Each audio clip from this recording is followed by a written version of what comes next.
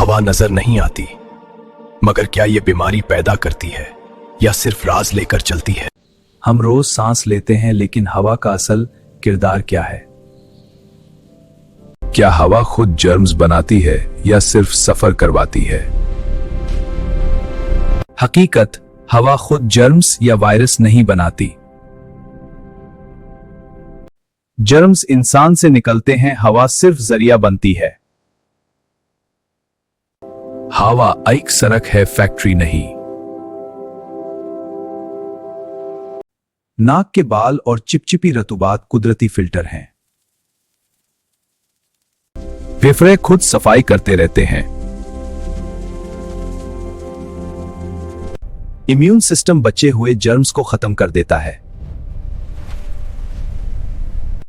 कुछ बैक्टीरिया जिस्म के दोस्त होते हैं, दुश्मन नहीं। मसला तब होता है जब बैलेंस टूट जाए। हवा पैगाम ले जाती है, बीमारी पैदा करना उसका काम नहीं।